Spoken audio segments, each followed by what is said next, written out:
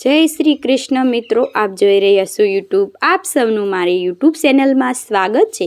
મિત્રો, આજે આ વિડીયોમાં આપણે સાંભળવાના છીએ પાપ મોક્ષ એકાદશીની વ્રત કથા મહિમા પૂજન વિધિ. જો આપને આ વિડીયો પસંદ આવે તો લાઈક કરજો, શેર કરજો, કમેન્ટ કરજો. આપ આ ચેનલ પર પહેલી વખત જોઈ રહ્યા છો તો સબસ્ક્રાઈબ કરી લેજો, જેથી આવનારા નવા વિડીયોની માહિતી આપ સુધી તુરંત પહોંચી શકે. ધન્યવાદ.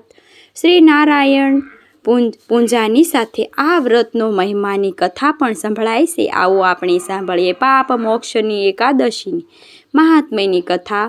બોલો ભગવાન શ્રી લક્ષ્મીપતિ દેવની જય. એક વખત ધર્મરાજ યુધિષ્ઠિર ભગવાન શ્રી કૃષ્ણને કહે છે કે હવે તમે મને ફાગણ માસના કૃષ્ણ પક્ષની એકાદશી વિશે બતાવો. આ એકાદશીનું નામ શું છે? એમાં કયા દેવની પૂજા કરવામાં આવે છે તથા તેની વિધિ કઈ છે? બધું વિસ્તારપૂર્વક મને કહો. આ સાંભળીને ભગવાન શ્રી કૃષ્ણ કહે છે કે હે રાજન, એક સમય માધાતા રાજા લોમસ ઋષિને પૂછ્યું કે હે મુનિશ્રેષ્ઠ, ફાગણ માસના કૃષ્ણ પક્ષની એકાદશીનું નામ શું છે? તેની વિધિ મને વિસ્તારપૂર્વક કહો. ત્યારે મહર્ષિ ઋષિ બોલ્યા, હે રાજન, આ એકાદશીનું મહાત્મ્ય એવું છે કે ફાગણ માસની કૃષ્ણ પક્ષની એકાદશીનું નામ છે પાપ મોક્ષની એકાદશી. તેના વ્રતના પ્રભાવથી મનુષ્યના અનેક પાપ નષ્ટ થાય છે.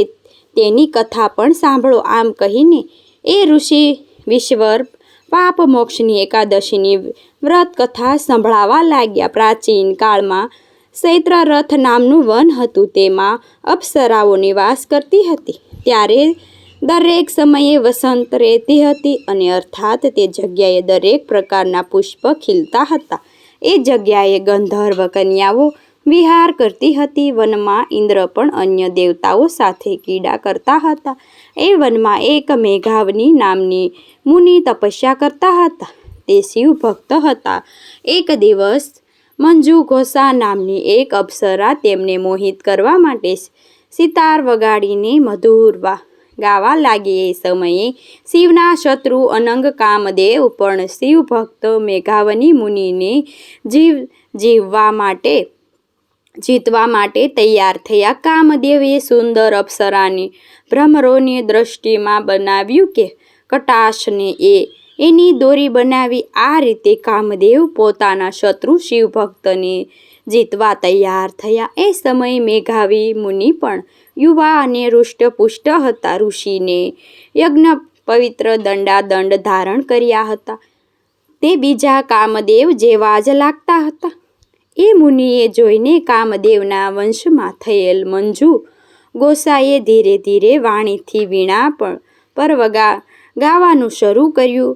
મેઘાવી મુનિ પણ મંજુ ઘોષના મધુર ગાન અને સૌંદર્ય પર મોહિત થઈ ગયા.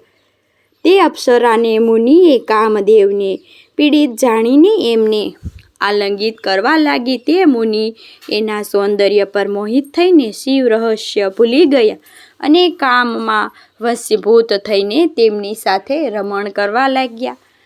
એ મુનિ કામની વશભૂત થવાને કારણે એ સમયે તેમને દિવસ રાત્રિનું કંઈ પણ ધ્યાન રહ્યું નહીં. ઘણા સમય સુધી રમણ કરતા રહ્યા. એક દિવસ મંજુ ગોસાએ મુનિને કહ્યું, હે મુનિશ્રેષ્ઠ, હવે મને ઘણો સમય થયો છે. હવે સ્વર્ગમાં જવાની આજ્ઞા આપો. ત્યારે મુનિ બોલ્યા, હે સુંદરી, તું તો આજે જ આ સંધ્યાએ જ આવીશો. હમણાં જ પ્રાપ્ત કાળ સુધી તો રોકા. મુનિના વચન સાંભળીને અપ્સરાએ એમની સાથે ફરી રમણ કરવા લાગી અને ઘણો સમય પછી એને મુનિને ફરી કહ્યું, હે દેવ, હવે તમે મને સ્વર્ગમાં જવાની આજ્ઞા આપો. ત્યારે મુનિ બોલ્યા, હજુ તો કંઈ સમય જ નથી થયો. હજી થોડી વાર રોકાવ. ત્યારે અપ્સરા બોલી, હે મુનિશ્રેષ્ઠ, તમારી રાત્રિ તો ખૂબ જ લાંબી છે. હવે તમે વિચારો કે મને તમારી સાથે આવ્યાને કેટલો સમય થઈ ગયો છે. અપ્સરાના આવા વચનો સાંભળીને મુનિએ આજ્ઞા પ્રાપ્ત થયું અને સમયનો વિચાર કરવા લાગ્યા. જ્યારે રમણ કરતા તેનું પરિણામ 57 વર્ષ 7 માસ અને 3 દિવસ જ્ઞાન થયું તો તે અપ્સરાને કાળીનું રૂપ સમજવા લાગ્યા. તે ઘણા ક્રોધિત થયા અને તેને તપનાશ કરનારી અપ્સરાને તરફ જોવા લાગ્યા. તેમના અંધર કાપવા લાગ્યા અને ઇન્દ્રિયો વ્યાકુળ થવા લાગી. ત્યારે મુનિએ તે અપ્સરાને કહ્યું, હે દૃષ્ટા, હે પાપની મારા તપને નષ્ટ કરનારી, તું મહાપાપી છો અને દુરાસારી છો, તને ધિક્કાર છે, તું પિશાચ બન. મુનિના ક્રોધયુક્ત શ્રાપને તે અપ્સરા પિશાચની બની ગઈ. ત્યારે તે બોલી, હે મુનિશ્રેષ્ઠ, હવે તમે ક્રોધ ત્યાગીને પ્રસન્ન થાઓ અને આ શ્રાપનું નિવારણ કરી આપો. વિધાનનું કહો. આ સાધુની સગીત સારું ફળ આપશે. તો તમે તમારી સાથે ઘણા વર્ષ વ્યતીત કર્યા છે તે તમે મારા પર પ્રસન્ન થઈ જાઓ. ત્યારે મુનિએ થોડી દયા આવી અને શાંતિ પણ મળી. મુનિએ પિશાચીને કહેવા લાગ્યા, હે દુષ્ટ, તે મારું ખૂબ જ ખરાબ કર્યું છે. તો પણ હું શ્રાપથી છુટકારો તને ઉપાય બતાવું છું. તું ફાગણ માસના કૃષ્ણ પક્ષની એકાદશી આવે છે, જેનું નામ છે પાપ મોક્ષની એકાદશીનું વ્રત કરીશ, પિશાચોનીમાંથી તું છૂટી જઈશ. આ પ્રકારે મુનિએ તેની સમક્ષ વિધિ બતાવી. પોતાના પાપ પ્રાયશ્ચિત માટે પોતાના પિતા વસન ઋષિ પાસે ગઈ. સસન ઋષિ પોતાના પુત્રને મેઘાવિની જોઈ બોલ્યા, હે પુત્ર, આ તે શું કર્યું? તારા સમક્ષ તપ નષ્ટ થઈ ગયા. ત્યારે મેઘાવી ઋષિ બોલ્યા, હે પિતાજી, મેં ખૂબ જ મોટું પાપ કર્યું છે. તમે મને નહીં છુટકારો કોઈ ઉપાય બતાવો. ત્યારે વસન ઋષિ બોલ્યા, હે તાતનું ફાગણ માસનું કૃષ્ણ પક્ષની પાપ મોક્ષની નામની એકાદશીનું વ્રત વિધિપૂર્વક કર, ભક્તિપૂર્વક કર. આનાથી તારા સમક્ષ પાપ નષ્ટ થઈ જશે. પિતાના વચન સાંભળીને મેઘાવી ઋષિએ આ પાપ મોક્ષની એકાદશીનું પૂર્વ વિધિપૂર્વક વ્રત કર્યું. તેના પ્રભાવથી તેમના સમસ્ત પાપ નષ્ટ થઈ ગયા.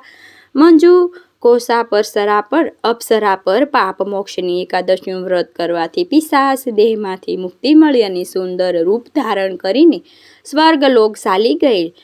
લોમસર ઋષિ માધાતા રાજાને કહે છે કે, હે રાજન, પાપ મોક્ષની એકાદશીનું વ્રતનો એવો પ્રભાવ છે કે જે મનુષ્ય આ લોક કે એ વ્રત કરે છે તેનું જે કંઈ પણ પાપ હોય તે નષ્ટ થાય છે. એ આ કથાનો પાઠ કરવાની, શ્રવણ કરવાની 1000 ગૌદાનનું પુણ્ય પ્રાપ્ત થાય છે. બ્રહ્મ હત્યા કરનાર, શ્રુવણની ચોરી કરનાર, મદ્યપાન કરનાર અને ગુરુની સ્ત્રી સાથે ગમન કરનાર જો આ વ્રત કરે, સર્વે પાપમાંથી છૂટી જાય છે. આ વ્રત અતિ ઉત્તમ છે, કારણ કે ઘણું પુણ્ય આપનાર છે. એ પ્રમાણે ભવિષ્ય પુરાણ ફાગણ માસની કૃષ્ણ પક્ષની પાપ મોક્ષની નામની એકાદશીનું કથા કહેવામાં આવી છે. બોલો લક્ષ્મીપતિ નારાયણની જય. મિત્રો, મને સાંભળવા માટે ધન્યવાદ. આપ સૌને મારા જય શ્રી કૃષ્ણ.